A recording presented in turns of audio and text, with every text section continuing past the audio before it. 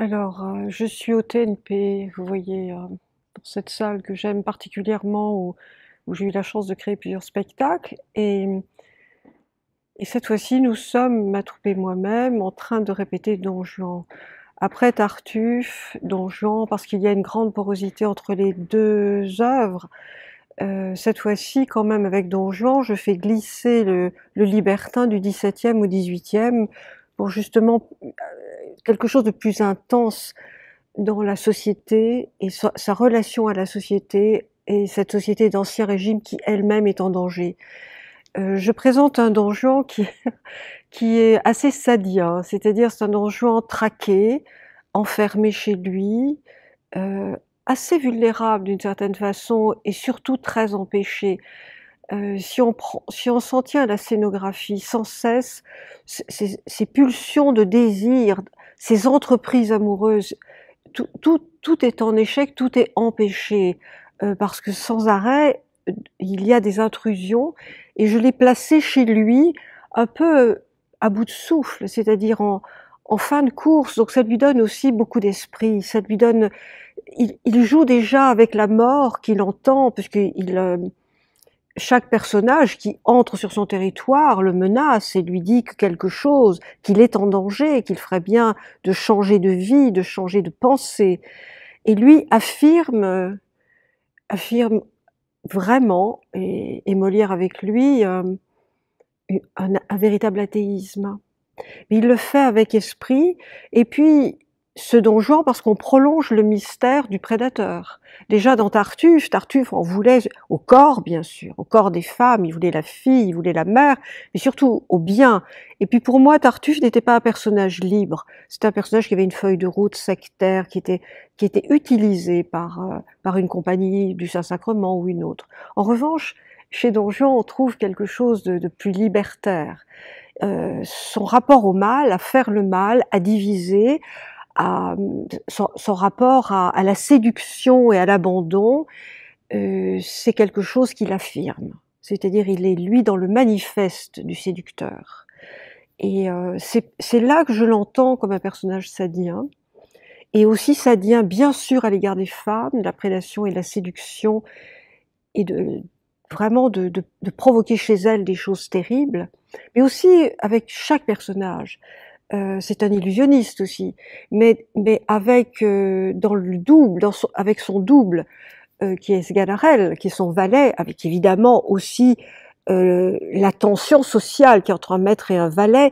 Il y a quand même un phénomène de miroir, il y a quand même quelque chose d'un couple, d'un tandem, de quelque chose, voilà, quelque chose qui ne se construit pas à cause de la fracture sociale entre eux, mais qui est inassouvi, une relation qui est inassouvie, mais il y a quelque chose de fort. Et à cet endroit, j'ai eu souvenir de Latour et Sade. Latour, son compagnon de frasque, son valet, qu'il appelait lui-même Monsieur le Marquis, dans ce jeu de double et de miroir. Et voilà, donc j'assois cette histoire chez Don Juan, qui lui, comme Sade, enfermé, traqué, empêché, n'a de cesse que de se faire donner le théâtre. Donc il y aura du théâtre dans le théâtre. Et puis j'essaie de proposer quelques clés, parce que pourquoi faire le mal? Quelques clés du côté de l'homme, parce que pour moi c'est pas seulement un mythe, c'est une incarnation. Et du côté de l'homme, une des clés que je propose, c'est la relation avec son père. C'est-à-dire un père qui, comme souvent les pères, ça arrive encore, détruisent psychiquement leurs fils en leur disant qu'ils n'ont pas d'existence. Et à cet endroit, Don Louis, son père, n'est pas du tout un sermonneur qui vient et qui demande à son fils de changer de vie.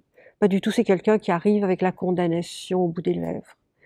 Et là, on voit bien que quelque chose n'a pas eu lieu et que Don Juan a une certaine de non-existence. C'est pour moi quelque chose qu'il m'importe de montrer, ce rapport père-fils, et la destruction psychique par un père qui voit dans ce jeune mâle quelque chose d'absolument inutile et de déceptif. Évidemment, après, c'est le personnage féminin qui m'importait de montrer. Bien sûr, Elvire, qui est complètement divisée, qui est quelqu'un que je ne veux ni plaintive, ni pleurant. Enfin, c'est pas une pleureuse du tout. C'est une femme qui, sous nos yeux, en 2 scènes, va se métamorphoser, c'est-à-dire qu'elle va s'émanciper de l'emprise jusqu'à finir à la 2e scène par 2 noms retentissants à Don Juan. Le piège est à nouveau tendu, le piège de la séduction, de la mainmise sur elle. On se demande si elle va y céder, et ce sont 2 noms Don Juan qui vont finir cette scène.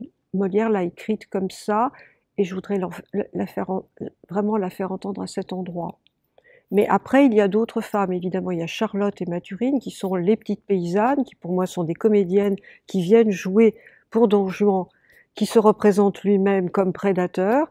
Donc c'est du théâtre dans le théâtre. Donc c'est 2 figures, mais il y a aussi des figures de petites libertines, c'est-à-dire d'autres destins de femmes, de ces jeunes femmes qui, pour pouvoir vivre, manger, se vêtir, entrer dans les maisons et voilà, et étaient là, rendaient des services, dansaient, chantaient et plus.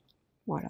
Donc c'est des conditions de femmes, et je voulais qu'on ait, et par le décor, et par la musique, et par le son, par les lumières de Chambelorini, mais aussi par les attitudes, les gestes. Et on travaille beaucoup le mouvement avec Guillaume Ciard. Je voulais qu'il y ait un côté liaison dangereuse, enfin, l'abbé Prévost, c'est-à-dire quelque chose qui sent le lit des faits, comme on disait. Et ça m'importe de le placer à cet endroit-là, d'instinct aussi, de quelque chose d'animal. Et cette relation. Alors évidemment, aujourd'hui, quelque chose se passe, puisque nous sommes, je pense, dans une évolution qui est une véritable révolution dans le rapport des hommes et des femmes, et dans ce qui n'est plus admissible.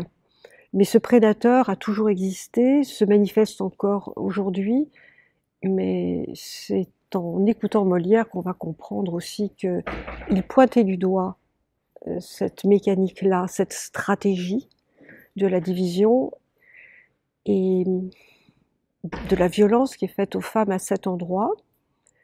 Et je pense qu'on entendra aussi l'espace que nous sommes en train de voir sous nos yeux se conquérir pour les femmes dans la liberté de dire non.